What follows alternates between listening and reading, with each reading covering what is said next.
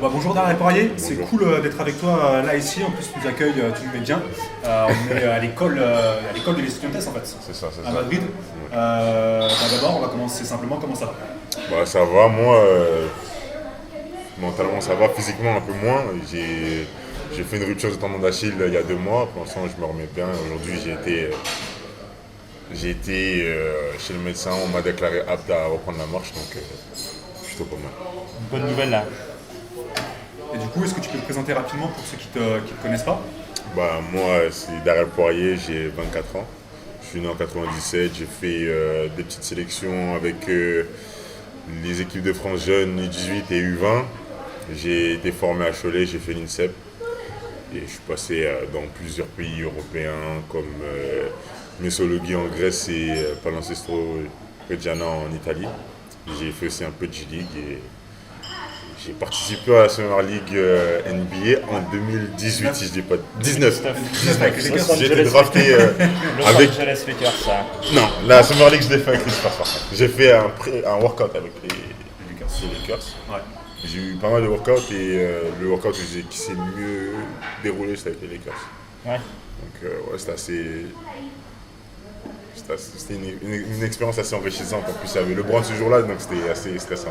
C'est monstre. cool. Tu vas pouvoir nous raconter un petit peu. Mais si on reprend à l'origine de tout ça, comment tu as débuté le basket? C'est quoi un peu ton parcours? On est rapidement, mais le début, vraiment l'origine. L'origine du basket, compliqué parce que déjà j'avais mon père qui était dans ce milieu-là quand j'étais plus jeune, mais sauf que j'ai jamais eu une bonne relation avec mon père, donc compliqué de me dire tiens que je voulais faire quelque chose qui lui ressemblait finalement. Du coup je me suis mis assez tard, environ vers 12-13 ans. J'ai commencé à Alfortville.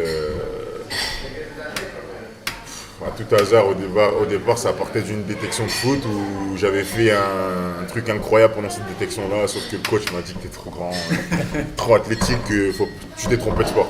Même si tout s'était bien passé, bon, j'ai été redirigé vers le basket et j'y ai pris mon plaisir aussi finalement. Ouais. Et du coup, avant ça, tu suivais des championnats ou... Vraiment ça, j'étais vraiment anti-basket, parce que Carrément. en tant qu'enfant qui grandit, Alfortville. et qui grandit plus vite que les autres. Et t'entends des blagues, etc. C'était un peu désagréable en grandissant, donc je pouvais pas, j'étais pas encore capable d'accepter les critiques ou entre guillemets les remarques des gens, tu vois. Donc le basket, je voulais pas en entendre parler, mais une fois que j'ai commencé, ça allait vite. Ouais, ça Ça allait très vite. Ça allait très vite. Ouais, j'ai cru lire que tu étais un fan d'Amaris Stoudemire. Quand j'ai commencé, c'était que ces vidéos, les vidéos de Kobe, Carmelo Anthony. Je pense que c'était mon top 3 quand j'ai commencé pour me mettre dans le bain, essayer de copier des moves, etc. Et il y a beaucoup de ces 3 joueurs-là qui sont restés dans mon jeu. Ok. Donc accès NBA du coup. Pour, Je pense comme tous les jeunes. Ouais, enfin, voilà. quand tu débutes, tu vas pas commencer par garder la proie, malheureusement. Tu vois. Moi quand j'étais jeune, c'était Jordan. On n'est pas la même génération. Donc toi, c'est Kobe qui t'emmène au basket? Qui, en tout cas, quand t'as vraiment décidé de te mettre au basket et de suivre un peu? Mon premier maillot, mon premier jersey, c'est Kobe. Mon premier short de basket, c'était Carmelo Anthony. Par contre, j'avais le maillot de Kobe et le bas de Carmelo.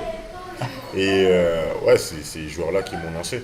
Après, Kobe, Shaq, je voulais regarder des gars qui pouvaient ressembler dans mon jeu, du genre Shaquille O'Neal, je regardais parce que j'avais l'impression de pouvoir grandir comme lui, même si à 12 ans tu sais pas à quelle taille tu vas faire à l'âge adulte.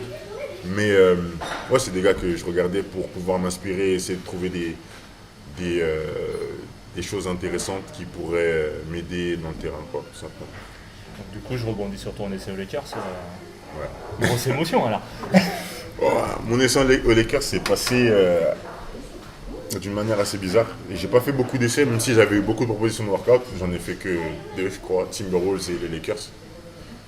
Et j'avais des problèmes de hanche à ce moment-là. Donc du coup, 2 mois plus tard, je me fais opérer et je joue la saison entière. Mais mon essai avec les Lakers s'est passé d'une manière assez bizarre parce que mes 45 premières minutes, j'étais incroyable. Quand je dis incroyable, j'étais partout. Test physique, 1 contre 1 contre les joueurs, peu importe d'où ils venaient. Il y avait pas un gars capable de me tenir. Et après, j'ai commencé à avoir mes douleurs de dos, douleurs de hanche, parce que l'avion, les choses qui. Je peux pas contrôler. Bon, bah, j'ai dû m'arrêter et me mettre sur le côté. J'avais eu. Tu savais à ce moment-là que tu avais ce problème-là de hanche déjà qui commençait Je savais. D'accord. J'étais au courant peut-être depuis une année ou deux. Ok. Donc j'essaie de pousser les chances justement par rapport à la draft. Donc les équipes qui étaient dans le processus de draft, qui avaient des yeux sur moi, étaient déjà toutes au courant de ce problème. Et du coup, avec les Lakers, mon workout s'est passé comme je vous l'ai dit. À la fin du workout, on me fait un petit topo et on me dit qu'en gros, j'ai vraiment ma chance de pouvoir me faire drafter par les Lakers. Le jour de la draft, ça ne se passe pas comme entre guillemets prévu, mais c'est si important, il y a d'émotions, mais on peut comprendre. Et ensuite, je repars en G-League avec les Windy City de Chicago. Je suis passé un mois là-bas, et comme je vous ai dit, le deuxième mois, je me fais opérer. La saison s'est terminée. Et le jour de mon opération, je me fais transférer au South Bay Lakers.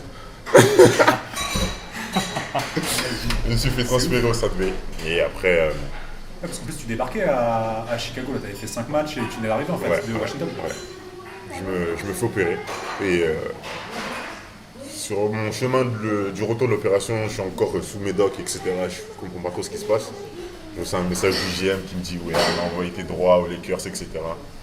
Et moi, ça s'est fait. Et puis au final, je suis jamais allé à Los Angeles jusqu'à ce jour. Enfin, j'espère qu'un jour ça. Pourquoi pas Encore jeune, hein. Ouais, c'est clair. Pourquoi pas. 24 ans, c'est. Ouais. 4 ans, ouais. Et donc si on reste du coup sur les États-Unis, J-League 2018, drafté par Cleveland, puis envoyé à Washington dans la foulée. Ouais, Comment c'est quoi toute cette expérience-là? Parce que tu sors de l'équipe de France en 2017. Ouais, c'est ça. On pourra revenir après, mais avec une grosse perf contre l'Espagne, ça fait plaisir. Toujours. On va pas se mentir. Ce sont nos meilleurs amis. C'est grâce à eux qu'on est Ah, faut pas dire ça. Moi, je suis pas d'accord avec tout ce qu'ils se disent.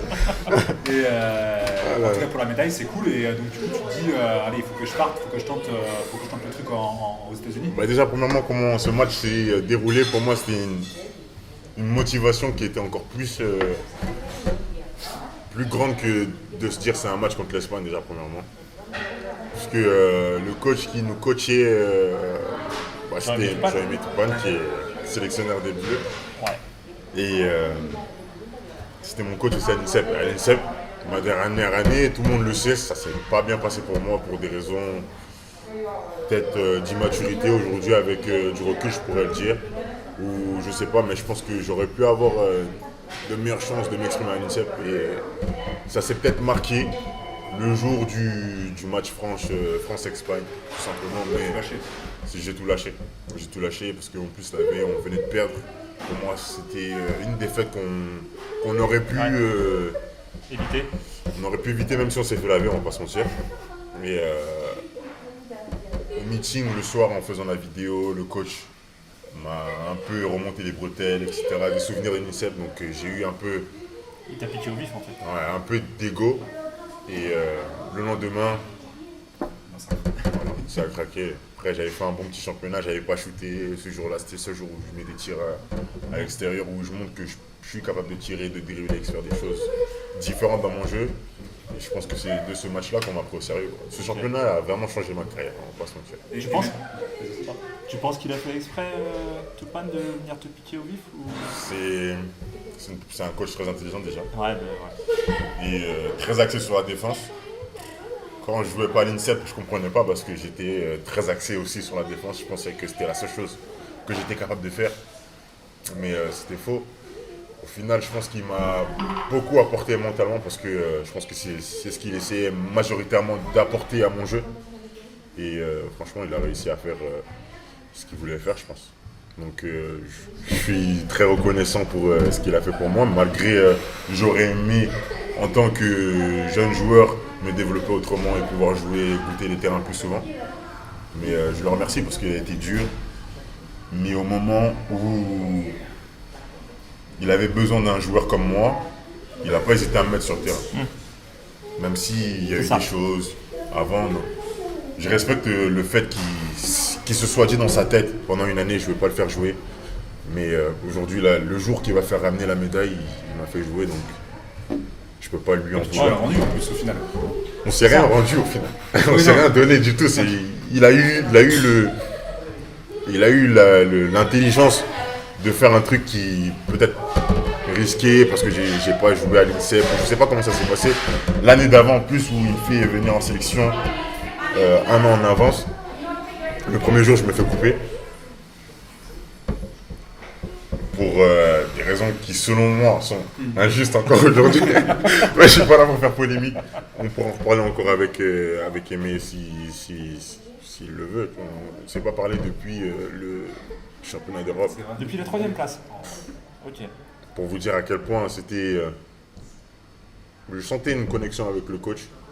Mais en même temps, je sentais que ça pouvait être compliqué. J'ai l'impression qu'on est un peu fait de la même manière, en fait. D'accord. Donc, Deux caractères Voilà, français c'est qui se rencontrent. ça.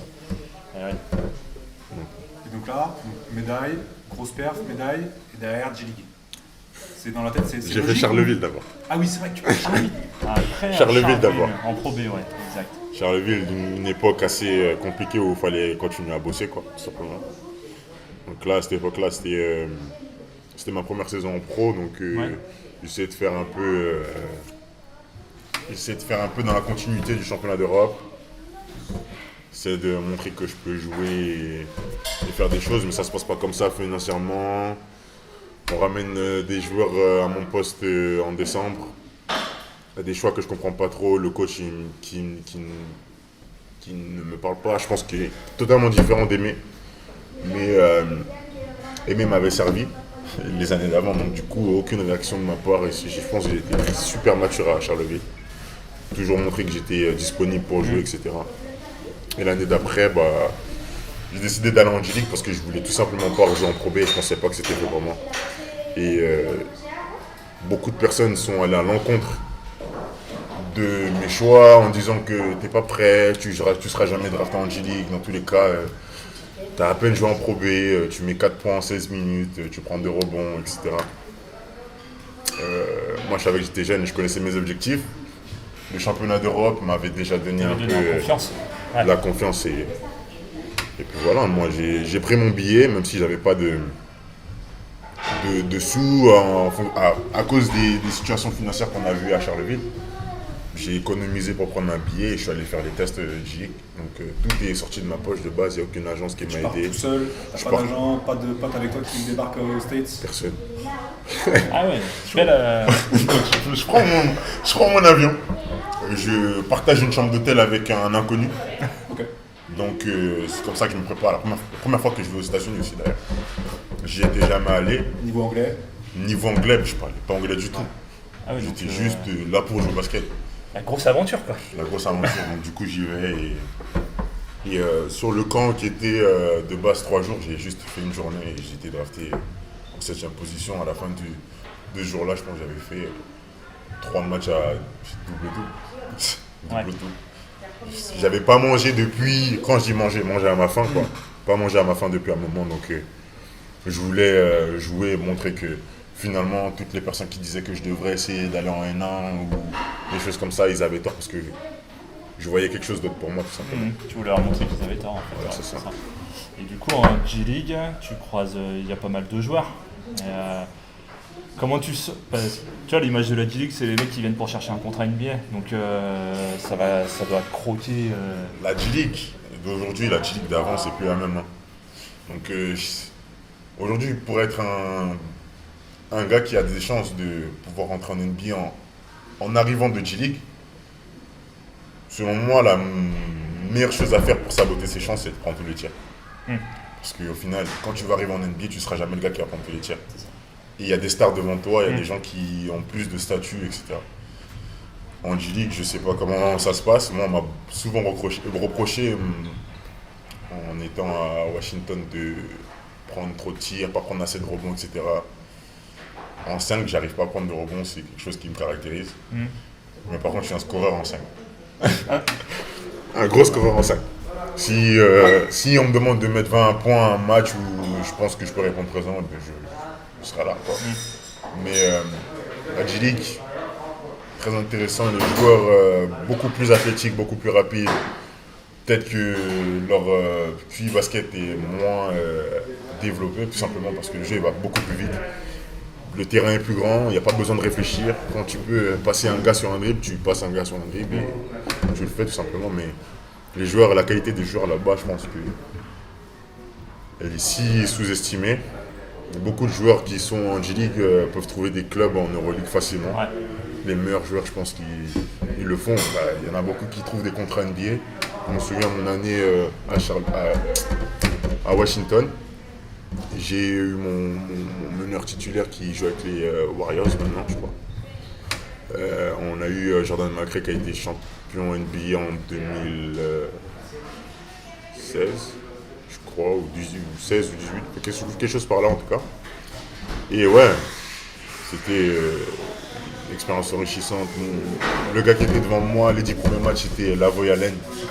Donc un gars qui a fait des années en NBA et puis qui essaie de se relancer en G-League tout simplement. Il y a des situations comme ça qui arrivent Il y en a de temps en quelques-uns temps. qui n'ont pas réussi à percer et qui redescendent d'un cran pour un peu comme ici au final. C'est pas qu'il a pas réussi à percer, c'était un titulaire de NBA à un moment donné. Et puis le game change tout simplement. Il y a moins de big men comme Shaq. Je pense que On est sur un basket moderne. je pense qu'il avait eu du mal à s'adapter à la nouvelle ligue et aujourd'hui il a dû faire des choix, etc. pour venir en G-League. Je pense que j'aurais pu faire la même. Même Lance Stephenson, il a fait ça cette année et ça s'est très bien passé pour lui. Et il y a beaucoup de joueurs qui font ça et franchement, la G-League, c'est de l'expérience chaque jour. Chaque jour, de l'expérience, de l'expérience, de l'expérience. Et une qualité de vie qui n'est pas si déplorable qu'on pense déjà. Surtout des contrats pas mal augmentés là, dernièrement. Ouais, mais ça a C'est été hyper restructuré. intéressant, ça a été Ça a été restructuré. restructuré, c'est plus la jungle que c'était avant. L'année où je suis arrivé, c'était la première année des Capital City Coco, donc des Washington Wizards affiliés. J'ai eu aucune demande pendant toute l'année. C'est-à-dire que ils connaissaient tous nos besoins, ils connaissaient toutes les choses. Même pour un Européen, c'était leur première saison.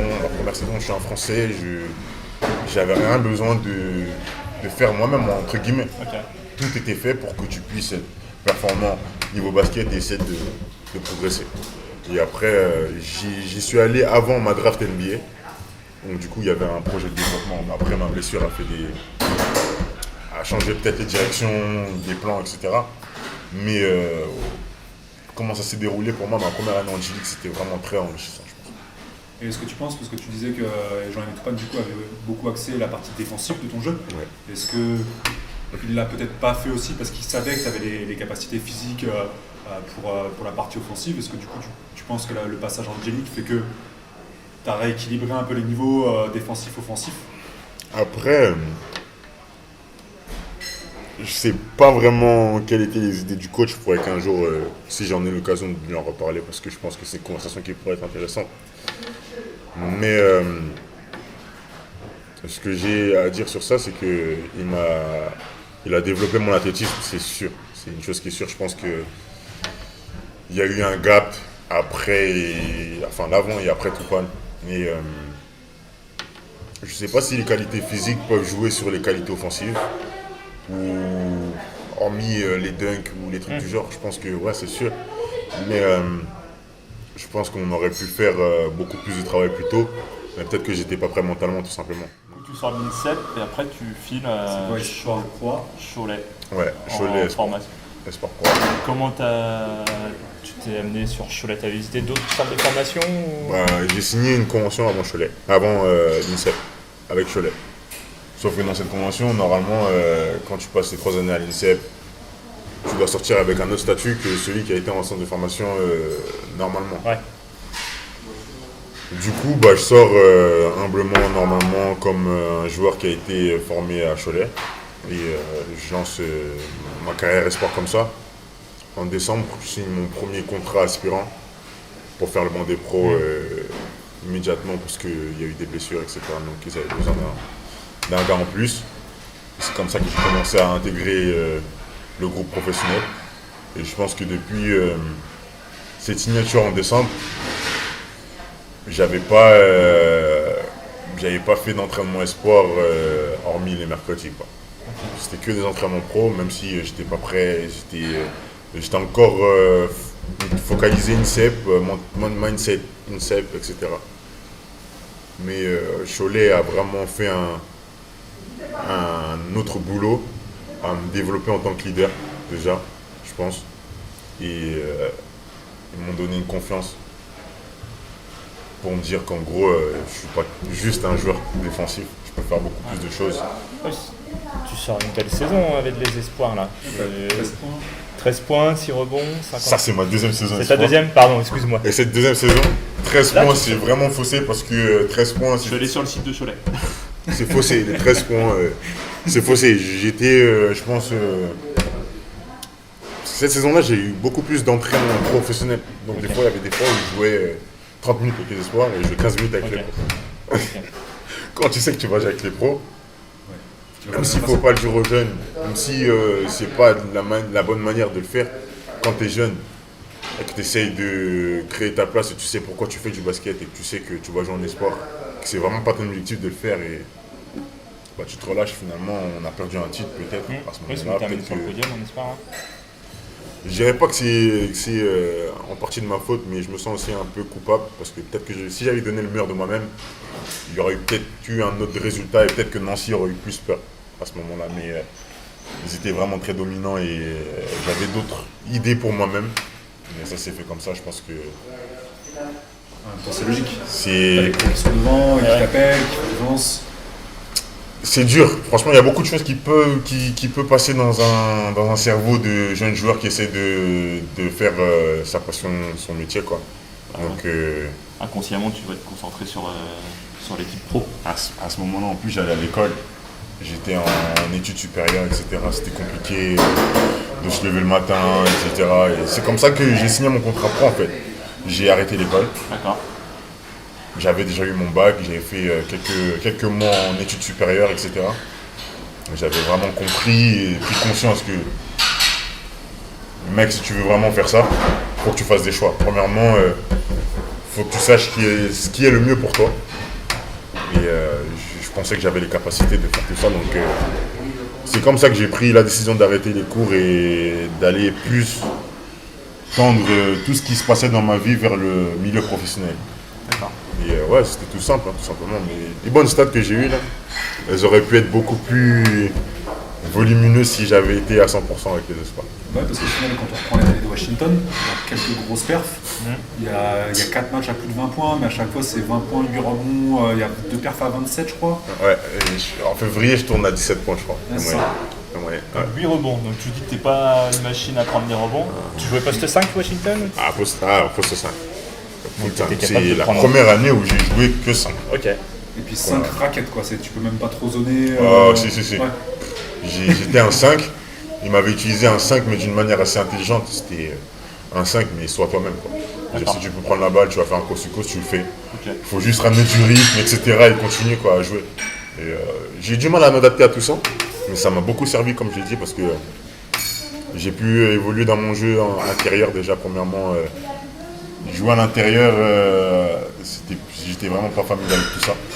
Parce que j'avais vraiment pas appris, même si j'avais une grosse année de formation, 3 ans d'INSEP, 2 ans en espoir, une année en professionnel, mais j'étais pas capable de jouer à l'intérieur tout simplement. Et là-bas, ils m'ont laissé le libre arbitre de pouvoir m'écarter ou bien d'être à l'intérieur. Par volonté de me bonifier en tant que joueur, j'ai passé plus de temps à l'intérieur et ça c'est résumé par des bonnes stats tout simplement. Ouais. C'est tout. Mais cette année-là aussi m'a fait du mal parce qu'au final j'ai été affiché comme un 5, faisant des bonnes stats avec des bonnes volontés en disant tiens je vais jouer à l'intérieur. Et les années d'après on m'a plus vu comme ce que j'étais vraiment et ce que j'aimais être en tant que joueur de basket, c'est-à-dire être polyvalent, essayer d'aider les gars, ramener du rythme, etc., de l'énergie. Certaines équipes se focalisaient sur moi en tant que joueur athlétique, donc Après, t'es catalogué dans une catégorie. Enfin, ouais. prends des rebonds, mets des contres. Je peux changer des courbes, je peux mettre des contres une fois de temps en temps, mais mettre un contre plus prendre un rebond, c'est quelque chose de très très très demandeur parce que tu sautes, tu dois ressauter. Alors Oui. qu'il y a quelqu'un qui n'a pas sauté encore. Déjà, on est 10 sur le terrain, c'est compliqué. Donc, ouais, je pense que ça m'a fait un peu mal niveau basket, après mentalement, etc. Donc, j'ai quand même essayé de faire l'effort de jouer sur mon côté athlétique, essayer de prendre des alley-oops, etc. Mais après, le corps, c'est aussi une machine, ça se fatigue.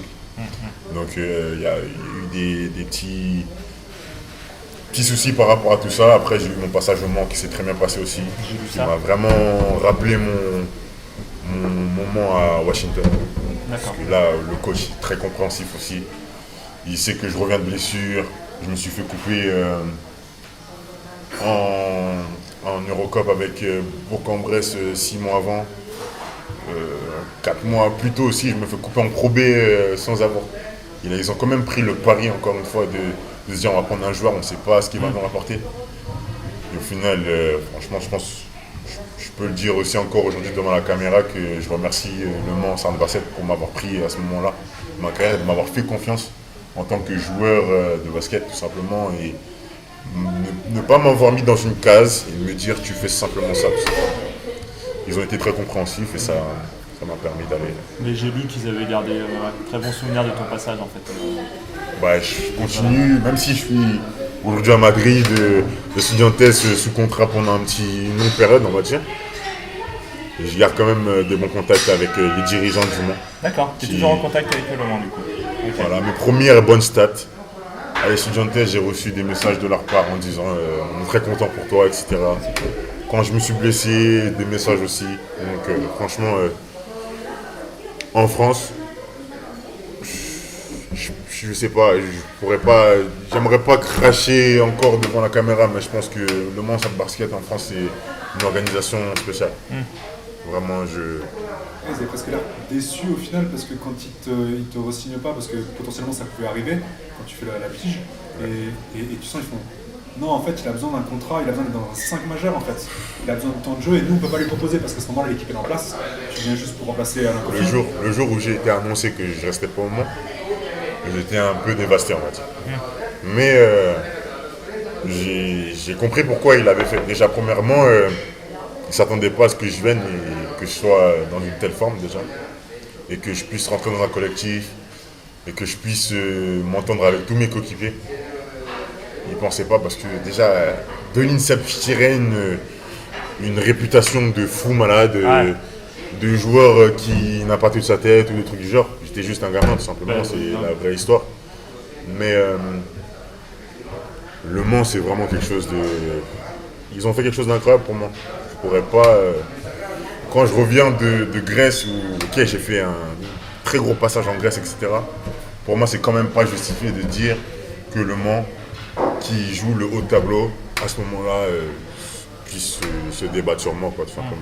Donc, je me suis senti assez reconnaissant dès le départ. Et quand ça s'est annoncé, pourquoi tu restes pas, c'était compliqué. Mais j'ai vraiment compris. Il y a des budgets, il y a des plans, il y a des développements, il y a des joueurs qui sont déjà là, il y a des espoirs, il y a des. Ouais, Tu peux pas. c'est ça. Après aussi, j'ai des demandes. On peut C'est pas. normal. bien sûr. Bah, C'est ça. c'est ton boulot quoi. Donc, C'est ça. Donc ouais, 24 ans, tu l'as dit, t'as beaucoup voyagé en fait. Au final, parce que les États-Unis, c'est déjà énorme dans la forme que tu lui as donnée à ce road trip. La Grèce, l'Italie, l'Espagne. Qu'est-ce que tu tires de chacune de ces expériences en termes de philosophie de jeu, de culture de jeu, les coachs que tu as pu avoir, les collègues et tout? Qu'est-ce que tu retiens de tous ces voyages-là? C'est très enrichissant. Déjà, quand je refais un feedback de ma carrière, déjà, je suis assez déçu, mais très content d'une manière aussi, en me disant que je suis encore jeune, je pourrais changer un peu, on va dire, entre guillemets, mon avenir, même si on ne sait pas de quoi demain est fait. Mais quand je regarde tout ça, je suis très émotionnel quand je regarde mon passage en Grèce. Je pensais jamais me dire un jour que j'allais signer en Grèce après l'année que j'ai faite à Washington. Je me suis dit, c'est une expérience à prendre, il n'y a pas vraiment d'enjeu, je n'ai pas joué, etc. L'équipe me prend, ils sont derniers, ils ont gagné très peu de matchs. Et ils me demandent juste d'être un bon joueur de basket franchement, ça simplifie tout quand il y a une équipe qui demande juste de jouer au basket, tout simplement. C'est tout ce que. Franchement, je pense que ça va être le topic de l'interview quand il y a une équipe qui te demande juste de faire ce que tu sais faire, c'est énorme. c'est un must. Tu te cantonnes pas dans un poste. C'est un must. Ouais. J'ai joué 5 en Grèce aussi, mais j'étais hors de forme. Donc je voulais pas forcément être sur le 4 parce que le poste 4, c'est un poste où tu dois défendre à l'extérieur, défendre les pick and roll, etc. Même si le poste 5, c'est beaucoup de pick and roll. Là, j'avais juste à attendre que les joueurs viennent vers moi, essayer de gêner, etc. En Grèce, franchement, beaucoup d'émotions quand j'y pense. Et ouais, l'enregistrement que j'ai eu aux États-Unis, je peux pas décrire ça vraiment en quelques mots. Et la France, c'est là où j'ai été formé. L'Italie, je ne veux pas en parler par contre. Non, pour le moment. L'Italie, Y a pas de problème. j'ai vraiment du mal, je pense pas. Non. L'Italie, je pense que quand j'ai signé là-bas, ils ont dû écouter après ma signature les rumeurs qu'il y avait sur moi. D'accord. Et du coup, Ils sont revenus en arrière après. ils m'ont signé pour une grosse somme. Une grosse somme. Tout se passe bien dans le contrat, et je signe, j'arrive, et je joue pas. Je joue pas, moi, c'est pas grave, c'est mon job, dans tous les cas, je fais ce que je veux. Ouais. Je fais ce que je dois faire pour être sur le terrain, et si je peux pas le faire, Ça sert à rien de rester. ça sert à rien de rester, quoi. C'est clair, tu viens pour jouer au basket, tu viens pas pour. Ouais. Ouais, d'accord. Du coup, je reviens sur tes voyages. Donc, tu as enrichi en basket, et niveau culturel, Langue un petit peu là-bas. langue, non. visite. Enfin, tu vois, il y a des joueurs, ils se contentent d'aller dans un pays, puis basta. Et Ouais, c'est ça. ils se contentent de jouer au basket. Il y en a d'autres comme Ali Traoré, tu vois, qui est un mec ultra ouvert Ouais. sur voilà, visite de musée, visite du pays, tout ça. Du coup, Je suis pas très découvert culturel, mais les langues, c'est un truc qui m'amuse. Par exemple, là, en étant en Espagne, j'essaie de m'exercer en espagnol, etc. Essayer de parler avec les gens, les fans, tout ça, ça peut être aussi plaisant pour eux de temps en temps de se dire qu'il y a un gars qui vient d'ailleurs, qui vient et qui essaye de nous comprendre et qui essaye de parler avec nous, de communiquer, ça fait toujours pas plaisir. pour l'intégration, oui, c'est sûr. Après, c'est vraiment pas que pour cet objectif-là de s'intégrer ou quoi. C'est bien de s'intégrer, mais il faut aussi pousser plus loin, quoi. Juste d'avoir une langue en plus, c'est déjà un bagage. Ah oui, c'est sûr. Et franchement, les cultures des différents pays que j'ai fait, il y a des choses que tu peux voir différemment. Par exemple, en Espagne, il y a beaucoup de musées. En Grèce, j'allais souvent à la nature, essayer de voir des rivières, de la plage, tout ça, ça fait aussi du bien à la tête, tu vois. Mais par contre, j'allais jamais me dire, putain, j'allais essayer d'apprendre le grec, impossible. Non, mais là, Par contre, avec l'anglais et l'espagnol, déjà pour moi, c'est déjà une grande plus-value déjà dans ma carrière de me dire que j'ai eu la chance d'apprendre ces deux langues que j'ai pas été capable d'apprendre à l'école proprement. Donc, très content de. Et tu as eu l'occasion aussi, parce que tu disais, voilà, Carmelo, Kobe, Stoudemire au départ. Est-ce qu'après, quand tu as voyagé en Europe, du coup, tu t'es forcément plus intéressé aux championnats étrangers, type Eurocup, Euroleague et tout. Est-ce qu'il y a des joueurs qui t'ont marqué ou qui t'ont, à ce moment-là, tu te dis, ok, je vais regarder, je suis amené à jouer un peu plus en Europe pour l'instant. Est-ce que je peux aller chercher des moves chez un tel, un club, une philosophie de jeu, etc. Ça, c'est une question qui est dure. Tout simplement, je vais répondre d'une manière assez. Qui a peut-être passé pour arrogant ou un truc du genre. À partir du moment où j'ai signé mon premier contrat professionnel, j'ai essayé de me dire je peux pas me comparer à quelqu'un. C'est-à-dire que même si j'aime une certaine chose, je vais peut-être demander conseil, etc. Mais jamais essayer de devenir une version plus ou moins bonne de cette personne-là. Donc les seuls gars que j'avais encore en tête, c'était Kobe, Stoudemire et Melo. C'était ces trois mecs. Même l'idée de se dire que tu vas faire une Summer League, par exemple. J'ai fait la Summer League où il y avait Zion. Ouais, c'est ce que je veux dire, parce que c'est Zion, Ja, il y a Sekou aussi qui est de. Ouais, Sekou, tout ça. Tu les as croisés là-bas? Bah oui, on est tous plus ou moins aux mêmes hôtels, donc c'est facile, tu vois. Et en plus, on joue tous au même endroit, plus ou moins. Se dire de fouler le terrain et de possiblement avoir les chaussures du gars contre qui tu vas jouer, bah moi c'était un truc qui me rendait ouf. Je peux pas. Je peux pas. Et je me suis dit, si un jour je vais jouer contre un de mes joueurs favoris actuellement qui est Kevin Durant. Bizarre de mettre des KD si je joue pas dans la même team que lui, tu vois. Mais ouais, je suis un gars comme ça. J'ai beaucoup d'ego par rapport à mon développement et quand je me sens au même niveau qu'une personne. Parce que, à mon avis, mon potentiel, il a toujours pas encore éclos. Le jour où ça va arriver, il y a beaucoup de gens qui vont essayer de prendre mes moves, je le sens. Tu vois, On dit que chez les intérieurs, c'est un peu plus tard c'est ça. le potentiel. C'est ça, moi, on m'a dit 28, 27, ça. vers là. J'en ai 24 et je pense que j'ai déjà fait pas mal de choses en tant qu'intérieur. En France, des intérieurs plus jeunes que moi qui font des trucs ou qui ont le même âge, il y en a 3-4.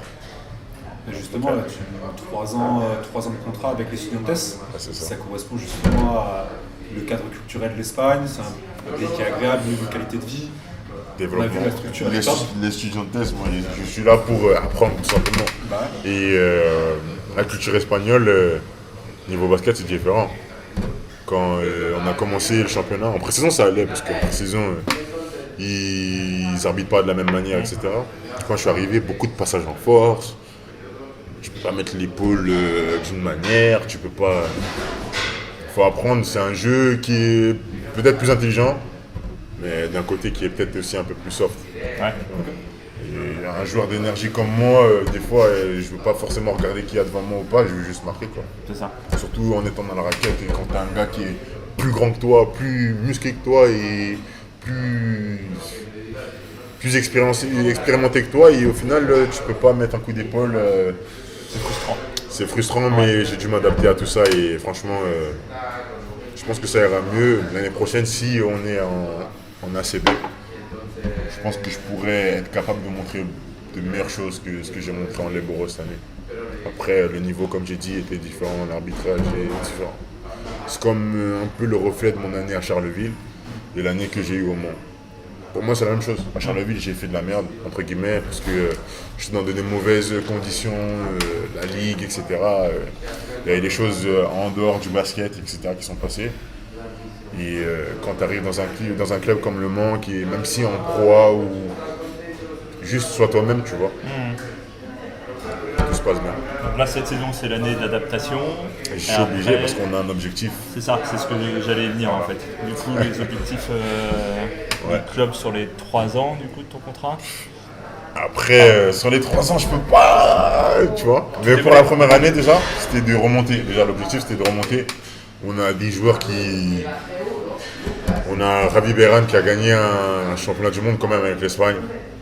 On a Nacho Martin qui a une carrière incroyable. Edwin Jackson, je vais pas vous le présenter. Il y a beaucoup de joueurs qui sont capables de ramener du scoring, ramener du leadership. De l'expérience. J'avais pas besoin de faire tout ça. Donc moi, dans mon raisonnement, c'est ok, je prends des passages en force, mais là, j'ai une famille qui m'aide tous les jours à essayer de me développer, etc. Toutes les choses que j'avais pu mettre en place plus tôt dans ma carrière, je les retrouve et il y a une continuité et un suivi par rapport à tout ça.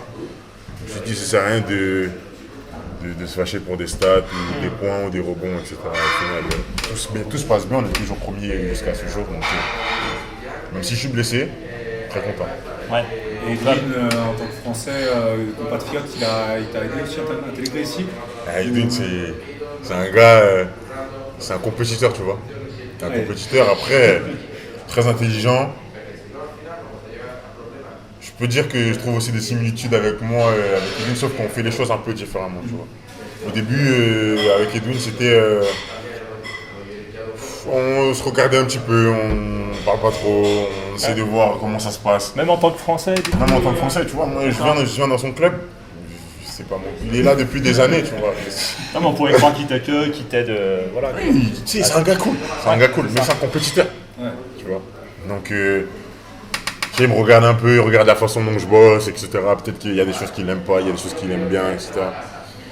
Mais tout ce que je peux dire sur Edwin Jackson, c'est un gars intelligent, tu vois. C'est un gars qui réfléchit. Son leadership, si tu prends pas le temps de le comprendre, tu ne peux pas... tu seras peut-être pas capable de l'accepter, et peut-être qu'il va te dominer, ou peut-être que ça va peut-être mal se passer avec Edwin. Je pense qu'il pourra aussi témoigner sur ces choses-là. Avec lui, il y a Et des fois, on arrive à un point où on est en désaccord total, on va se crier dessus, tout ça. Ah, gros, c'est pas comme ça, tu vois. Mais au final, c'est on check, vas-y, on y va, tu vois. Et je pense que c'est le mieux. Pour gagner, il faut des gars qui veulent gagner déjà, premièrement. Si tu veux gagner, il faut construire une équipe comme ça. C'est sûr.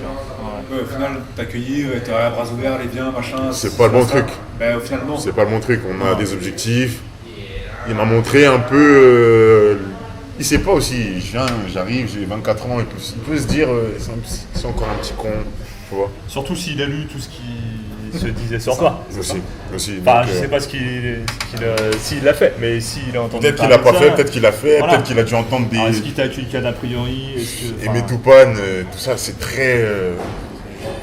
Il a joué avec son fils, peut-être qu'ils ont des relations, moi je suis pas au courant de tout ça, tu vois, mais avec Edwin, franchement, je suis vraiment pas déçu de comment ça s'est passé les choses, tu vois, entre lui et moi au début, peut-être il a fallu un mois peut-être pour qu'on puisse trouver la vague, tu vois, essayer de savoir comment, mais au final, L'entente est là sur le terrain. il n'y a aucun coéquipier que je peux dire, ça passe pas. Ouais. Alors, ici, c'est pas pareil, c'est différent. Ils construisent leur collectif d'une autre manière, vraiment. Et comme j'ai dit, Edwin, un gars qu'on connaît tous, pour moi, l'idée de l'Estudiantes, c'est peut-être me faire venir. Peut-être que le fait que Edwin ait été là ait poussé ma venue en fait. Inconsciemment, peut-être qu'ils ont peut-être planifié un truc de transmission entre lui et moi, et je pense que ça se fait aussi aujourd'hui naturellement, tout simplement. Ouais, et puis ce qui est fort, c'est qu'il reste malgré la descente en fait. C'est ça. Parce que t'as beaucoup de joueurs qui auraient pu se tracer. Tu vois, qui veulent jouer le. Ce petit détail. Non, mais ça reflète aussi quelque Ce part petit la détail. culture du club aussi, peut-être, tu vois. Ouais. C'est pas une accumulation de Ça aussi- personnes. Ça aussi c'est, reflète le mental d'Edwin. Aussi, exactement. En tant qu'international français, c'est une sélection Vous qui. pouvez aller chercher un contrat, je pense. Mais voilà. L'Euroleague, il aurait pu l'avoir facilement. Non, mais voilà, ça reflète aussi peut-être l'image du club qui reste un club. Voilà, c'est ça. Et moi, en tant que. Ce club-là, franchement, je peux. Ça respire le basket, c'est différent. C'est différent. Tu te vois jouer l'Euroleague avec les Estudiantes? Ah, bien sûr, avec les Estudiantes, je me vois tout faire. Déjà, premièrement. Je me vois tout faire et déjà essayer d'aller au plus haut. Après, l'Euroleague, bien sûr que j'essaie de tendre vers ce niveau-là un jour. Après, j'ai des objectifs personnels, c'est sûr. Je sais pas quand ça viendra, etc. Pour l'instant, je suis venu ici pour essayer de me stabiliser en tant qu'homme. J'ai jamais eu la chance de commencer la saison avec une équipe, hormis celle-ci, et Cholet, et Charleville. Enfin, depuis Charleville, j'ai toujours été un peu en retard sur la pré-saison, etc. Ouais. Donc ouais, c'est un sentiment qui fait vraiment plaisir. Vraiment plaisir, tu commences avec une équipe, tu finis avec une équipe, et puis tu peux poursuivre avec une équipe, c'est Tu quelque sais que t'es chose. posé sur les 3 prochaines années. Bah, je peux que me concentrer sur moi et essayer de devenir meilleur, quoi.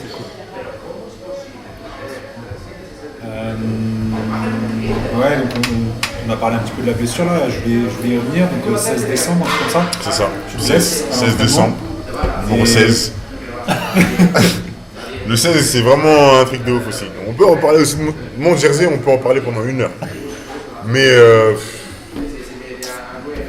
désolé, je t'ai coupé par rapport à tout ça, mais cette histoire de tendon d'Achille, tu sais, des fois, tu as des petits pressentiments, etc.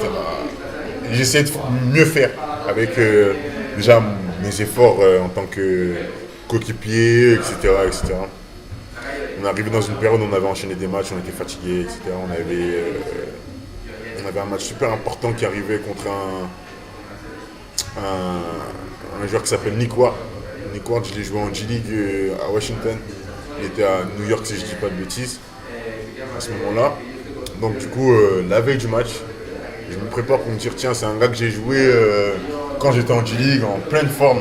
Peut-être qu'aujourd'hui, j'ai pas la forme athlétique que j'avais quand j'étais à Washington, mais c'est peut-être un bon point pour pouvoir comparer tout ça. Donc, on a fait un entraînement d'avant-match. Et 5 minutes avant la fin de l'entraînement, je suis tout seul, revenir en défense, sans personne. Je me suis Et après, t'es tout seul. tout seul.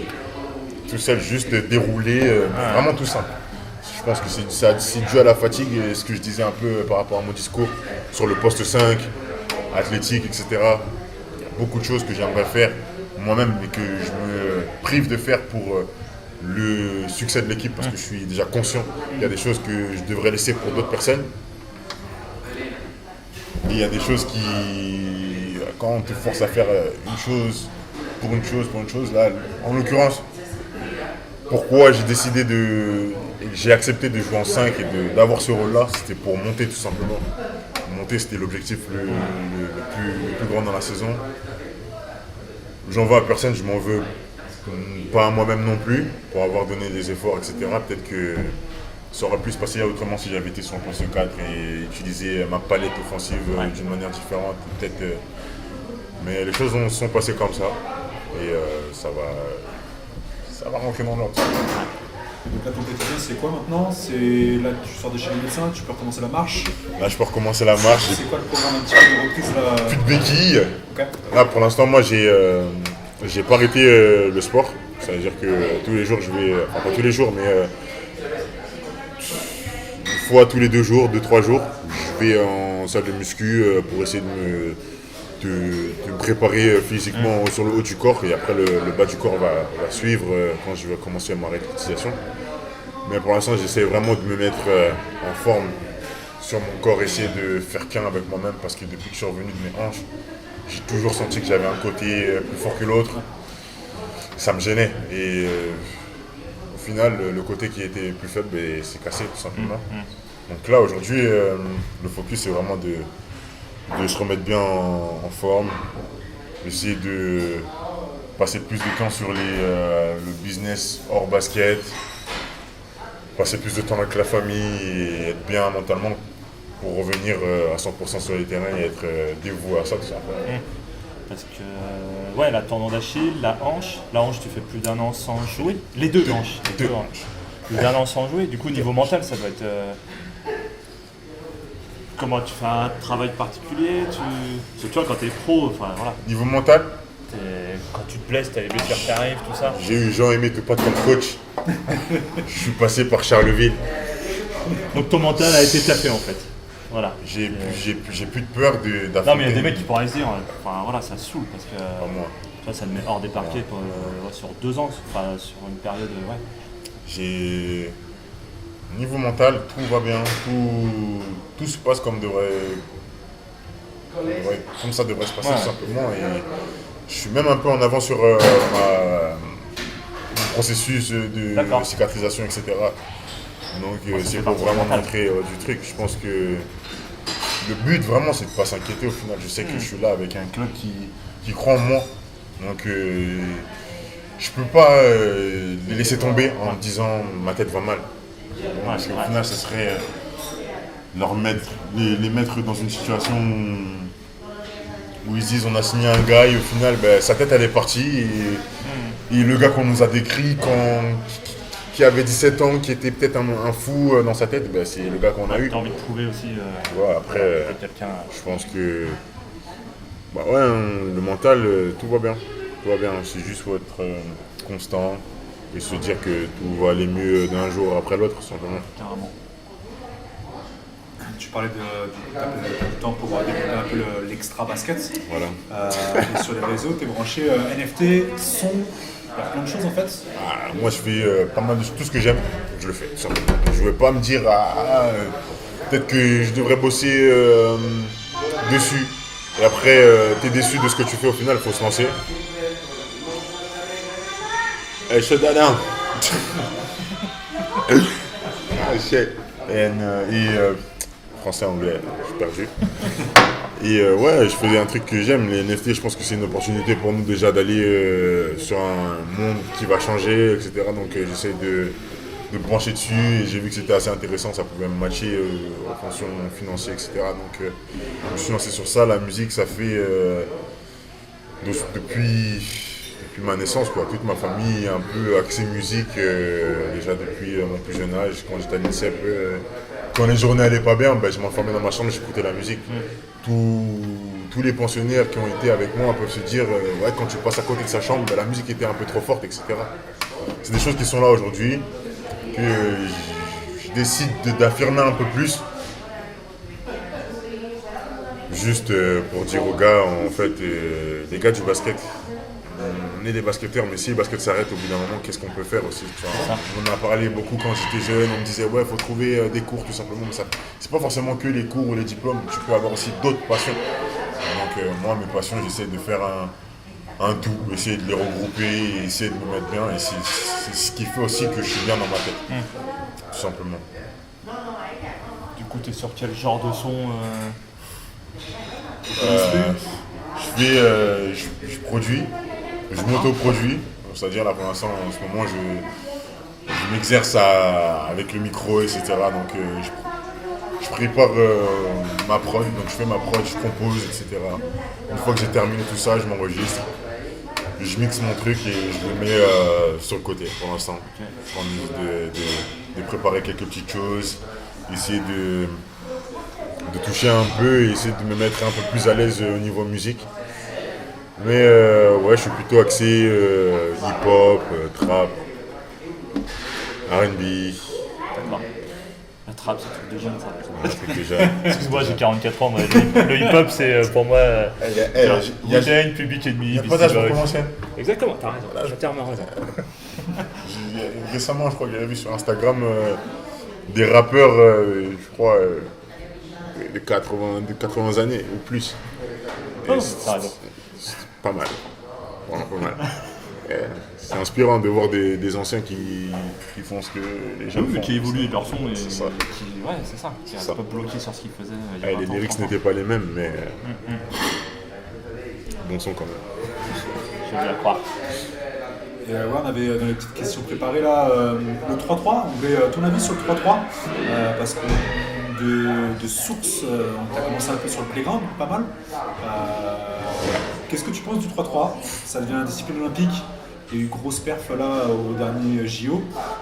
Est-ce que c'est un truc qui te branche de façon plus officielle ou est-ce que ça reste une partie de ton basket, de ta journée Je sais pas, parce que au final, 3-3 aussi, comme je peux dire, comme tout dans ma carrière, j'ai eu des choses où j'ai essayé de me pencher, etc.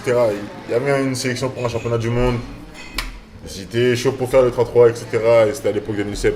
Et depuis ce jour-là, en fait, quand on m'accorde pas trop d'importance, etc., ou une discipline qui... Même si c'est quelque chose que j'apprécie de jouer, le 3-3, spécialement en playground, parce que c'est là vraiment... Mais la discipline même du 3-3, je kiffe. Je kiffe, mais je sais pas, c'est difficile pour moi de me dire à chaque fois, tu essayes de faire quelque chose, tu te mets dedans, tu le fais sérieusement. Chaque fois qu'il y avait des trucs, discipline 3-3 à l'INSEP, putain de merde, tous les jours j'essaie de gagner tout ce putain de truc, j'étais compétitif, tout le monde peut... Et de se dire au final, c'est la même histoire, au final il y a peut-être des petits gars qui ont été favorisés pour telle chose. Ouais, mais depuis, le 3-3 a quand même pris une ampleur et. Mais c'est toujours les mêmes gars qui les dirigent. Karim Souchu. Alors moi j'ai pas peur, hein. Ouais. Non, Pas peur. c'est clair. Parce qu'au final,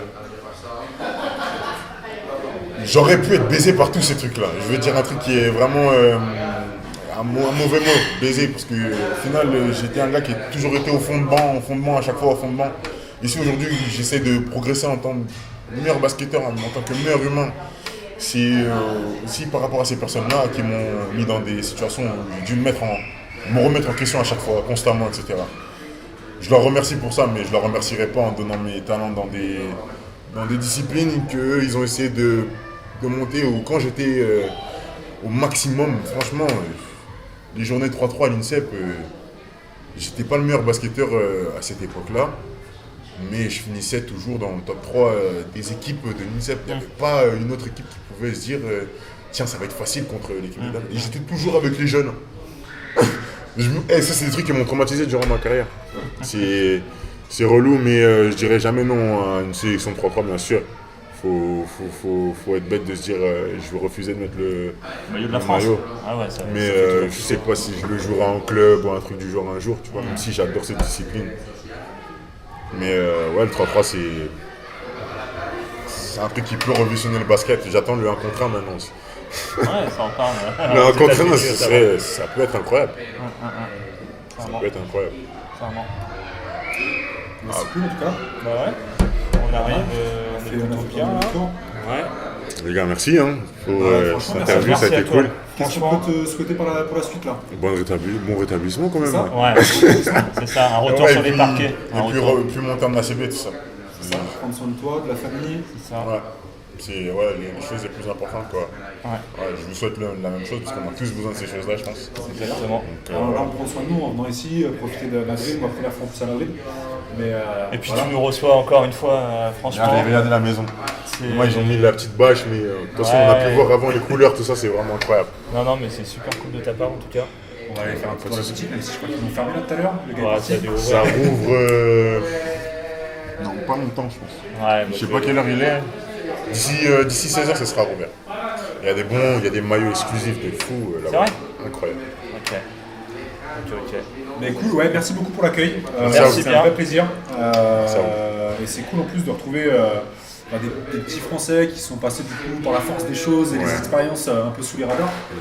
C'est cool nous, d'avoir fait des petites recherches en amont, Ouais, carrément. de débarquer, d'arriver à Goupil, on a un peu galéré en métro, mais cool. Ouais. Cool de pouvoir passer ce temps-là avec toi, surtout que tu pars là vite, ça se goupille vraiment dans le moment. Ouais, non, tranquille. Merci. Moi, ça m'a fait plaisir, franchement, merci à vous. Les interviews, c'est vraiment pas un truc que j'ai l'habitude de faire, déjà, pour le moment. Mais vous l'avez fait bien. Et franchement, c'est Très bien. super cool.